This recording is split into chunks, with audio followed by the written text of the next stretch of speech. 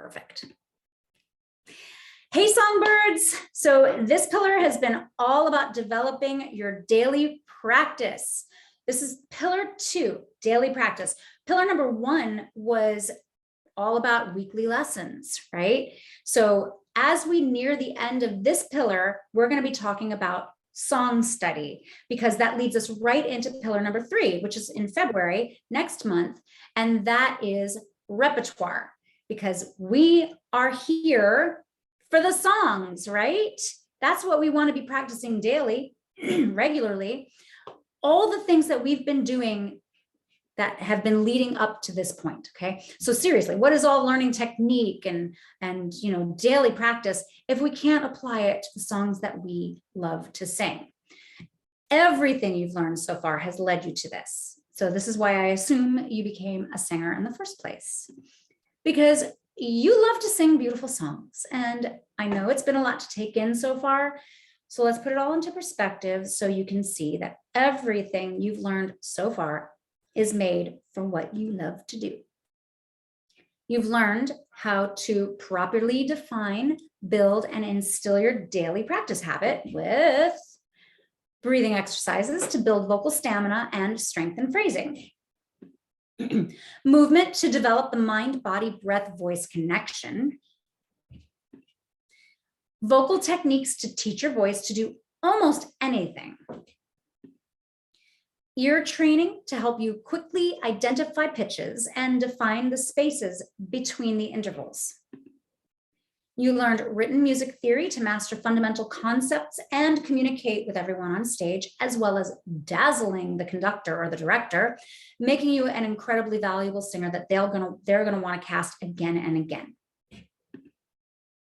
You've learned piano skills to help you learn your songs faster. Learning all these techniques will actually save you tons of time and get you stage ready faster than you ever thought possible, no matter what style of music that you're singing. Did you know, though, that there's a technique to actually accelerate learning your songs too? And that's what we call chunking. You may have heard of this technique when you were like learning math or history, geography, science. That kind of method is actually the best tool, the best learning method for learning your music, hands down. It requires honing in on tiny sections of music that you're having trouble with so that you don't spend an hour or more singing through mistakes when you could be targeting trouble spots with laser precision in less time. So what about cramming?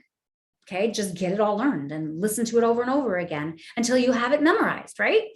Right, it's exactly how you should learn, said no teacher ever. It's not an approved method. It's not even a method. Okay, we've all done it though. I'm totally guilty, okay? Even me, I've done it too. It's just what we all do at one point or another when we're procrastinated or we just get lazy, okay? Sometimes it works, but most of the time it doesn't work. It's like shooting a dart at a bullseye through a thick fog. Maybe you hit the board and maybe you don't. But I promise you there's a better way. It's a foolproof way. But before I get there, here's a question for you. Have you ever tried learning a song by listening to it over and over and over again? Yeah, me too, done it. It doesn't work, okay? There's this challenging part that might come up and you just feel that weird surge of anxiety welling up inside of you. So you pay really close attention and then you just crash and burn. Yeah. You go back and you repeat the process. You just make the same mistake again and again and again and again. And then at some point you just begin to completely tune out, right? And you just stop paying attention. Yeah. So then of course you're like, okay, I'll just go back to the beginning and repeat that process until you either get it or you give up. And that is a ruinous process for you. Whether you get it or not only did you waste a ton of time and energy, these things also equate money, right? But also you did not accomplish your goal. So what happens if you have to sing that song on stage? Okay, it won't be fully committed to memory, and that is scary. And this can be so frustrating. It can even be defeating, like you're on this hamster wheel going nowhere fast, okay? It can actually make you feel like a complete failure. It can make you feel like you want to give it up completely. And even if you finally get that phrase or note right, you're still ticked that it took you so dang long. So if this has been your primary method of learning your songs, I'm here to tell you to stop the madness already. Just stop the madness. It's all too much at once. You're going to make yourself crazy if you keep going at it this way. And I want you to be a confident and successful singer who knows your voice is capable of anything. Look, sometimes just less is more, right? So if you want to learn a new song as fast as possible, just try slowing things down a little bit, okay? I know it sounds counterintuitive, but this is exactly how modern neuroscience discovered. This is exactly what it discovered, okay?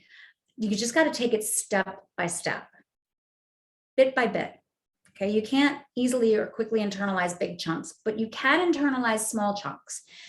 You can get good at those small chunks and then put them back together. And that's exactly how chunking works. Your brain loves smaller bits, those micro steps, in order to move forward. You need the bigger picture first. Then you need to hone in on the smaller details where you'll actually conserve time and you'll create the mental space to correct mistakes. So chunking might feel counterintuitive at first, but it is quite literally the most important aspect of efficiently learning your music that there is. Okay, so I'm not going to nerd out completely on you about neuroplasticity today, not too much just yet. I will save that for Pillar 8, which is all about vocal anatomy and physiology. But I will give you this awesome step-by-step process on learning your music, going slower to learn faster. Okay, like I said, your brain needs tiny pieces, little bits of information that it can process one bite at a time. Okay, think about how you scroll through social media. Like if you're like me, when there's just too much information, even if it's something you're interested in, it's too much information all at once and you just feel overwhelmed. I hate that feeling, don't you? It just feels like you're just gonna scroll right past it. Just get out of there as fast as you can, right? So just remember less is more, okay? So now, before we get to those important steps for chunking, this is an important first step. If it is a new song for you, and if there's a recording available, listen to it once or twice or more to get a feel for it, get a feel for the form, get a feel for the energy of the song, the pace of it, what you're singing about, okay? You want to get a feel for the song, okay? And if you're going to study something like a pop song, for instance, they have a very clear form. You have a verse, you have a chorus, you have a bridge, you've got another chorus. Okay, you've got a very clear form. That is the actual form there. Verse 1, chorus, verse 2, chorus, bridge, chorus. Sometimes there's a third verse, right? So knowing this form will actually help you tremendously with your transitions into each chunking step.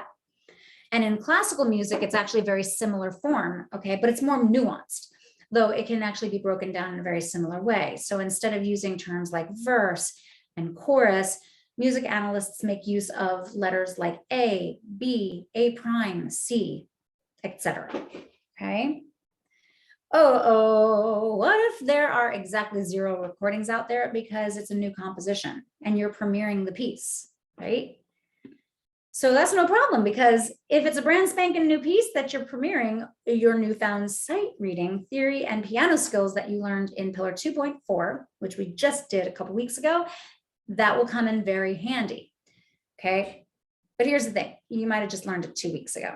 So you might still have a ways to go with learning all of that, okay? If you do, then it may be a good idea to hire an accompanist to play through this for you. All right, if you don't have access to an accompanist or a pianist, then there's also websites like the ones that you see here on the screen that can convert MP3s to a PDF of the sheet music, or vice versa, sheet music to MP3 as well. Okay, so also say a composer of a choral piece wants you to be the soloist for their composition. Often they will have at least a MIDI file for you to follow, which will definitely help you find and follow your part, but it's actually still a good idea to get some coaching around it. And if it's possible, get coaching from the composer themselves, as they actually know the nuances of their piece and what they want it to sound like. Okay, and now the pièce de résistance. We're ready to follow the most common steps of the chunking method. Okay, with each of these steps, you're going to want to take the tempo slowly, and as you become more familiar with each step, pick up the tempo until it's internalized. Okay, you're going to speak or clap the rhythm of the first few notes of the first phrase, right? You'll repeat that 5 to 10 times or more as needed, increasing the tempo of that rhythm till it's comfortable. Sing the first few notes or the first phrase of the melody now. This is your second step on do. I like to use the do vowel better because it's sharp and clear for me. You might want to do it on a la or a da, something that works best for you, but do seems to really cut through, and I can really get the pitch right on target with that particular vowel for me with the right covering. Okay, so then at this point in your second step, you're going to repeat that 5 to 10 times or more as needed. Then you'll increase the tempo on do until it's comfortable. Your third one now is you'll sing the first few notes of the melody slowly on text, which is AKA the lyrics. Now you're ready to do those lyrics. Repeat that 5 to 10 times or more as needed, increasing the tempo on the text until it's comfortable. Now, you may need to add steps depending on what you're required to memorize. This could include a new technique like diction in the language you speak, or a foreign language diction like French or Spanish, or any other Italian aria, that kind of thing. Or if you're going to sing with Andrea Bocelli, like I'm going to next month, yeah, you're going to have to learn some Italian, right? So that's going to be an extra step that you just have to add to this chunking method, okay? You might need to add dynamics or any other elements that are needed for the song. Oh, and by the way, speaking of adding steps, when you actually get into coaching, you're going to want to get that performance ready with your coach, and you'll be readying your song for performance, right? So you'll begin to add in the performance elements of your singing as well. Okay, this could include your choreography or the character. It could include inflections or sets, props, costume changes, any other elements that you need for performance and that you'll work on with your coach or director. Okay, and if you're lucky, you get to work with somebody like at Legacy Voice here, like me or Jesse, who can do both coaching and teaching. And if you were wondering what the difference is between a teacher and a coach, you can go back to our Wednesday Wow on YouTube that talks about the difference between a voice teacher and a voice coach. You can also listen to that in pillar number 1 in Legacy Voice in the app. Okay, next you will repeat the same steps for the next few notes, phrase, or sections. Now you're going to bridge those two sections together, okay? And that way you can incorporate the transition between those two, right? So you may have to try that a few times to get that part right and get it really solid as well. So then you'll have both of those under your belt with the transition, right? Then just rinse and repeat until you've gone through the entire song, and it'll get recorded into your long-term memory now. Then you'll begin to rely on muscle memory, okay? So here's some cautionary advice. Don't overdo it, okay? Don't over practice any one particular part, especially the beginning. Oftentimes we repeat parts that come easiest and we neglect the parts that are more difficult, right? So just be mindful to do the opposite. Okay. Oh, you know that term practice makes perfect? Well, in music, we say perfect practice makes perfect, because if you practice something wrong over and over again, you're going to perform it wrong. And then if you realize it's excuse me. Need a sip of water.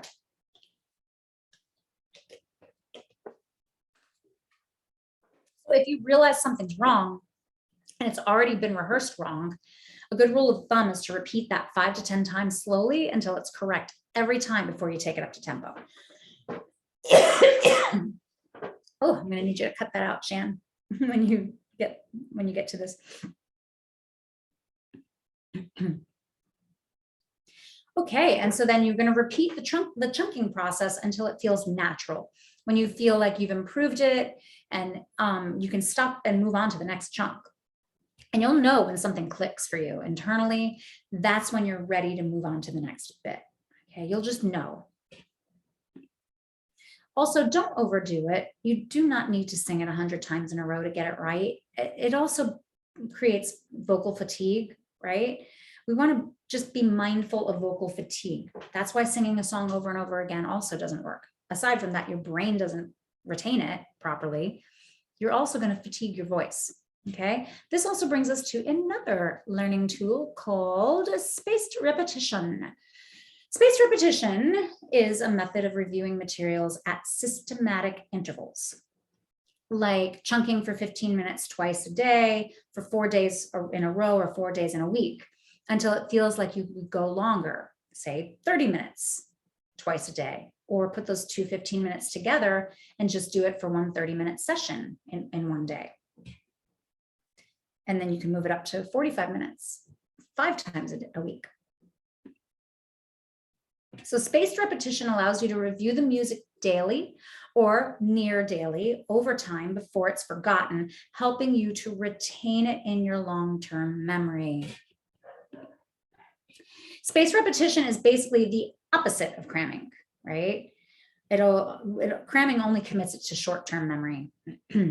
Okay, so rather than learning lots of information in a short period of time, that can lead to quick forgetting, right? So spaced repetition actually focuses on long-term retention of new information in small chunks at a time.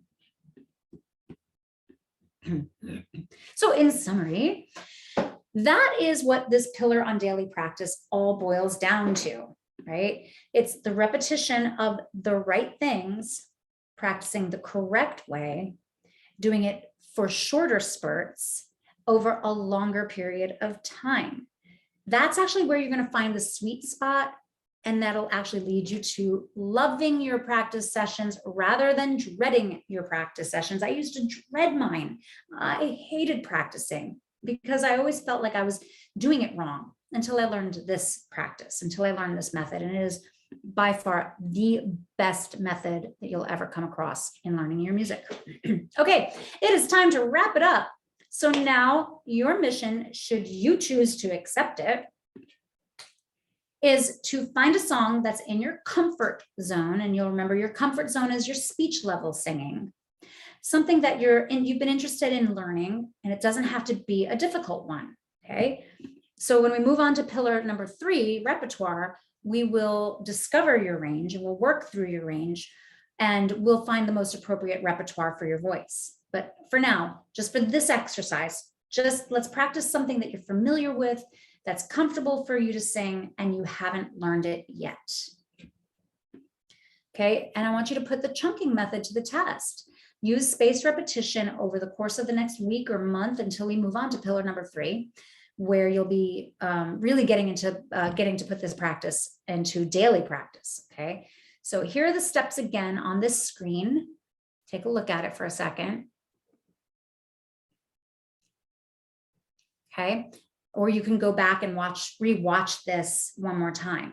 And we also have a worksheet for you inside of Legacy Voice that you can download. You can write it down and keep track of your songs. You can keep track of your steps in this, okay? And all of this in your mission is actually in your worksheet on the Legacy Voice site, okay? Remember to take the tempo slowly with each step, okay?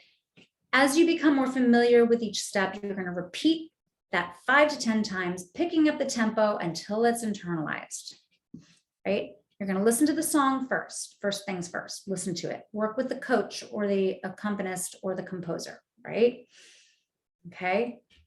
Speak or clap the rhythm first, okay? Just the first few notes of, or the first phrase.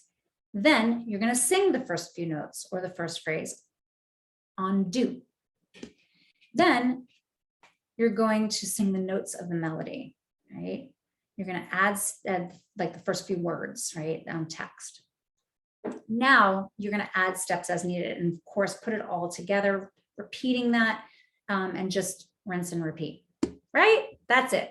You bridge the two sections of phrases together, you incorporate the transition, and you just keep doing it that way over and over again until it's completely internalized. You can learn a song in one day, no problem. Okay, so that's it. You now have the secret that professionals use behind learning your songs very quickly, correctly, and efficiently.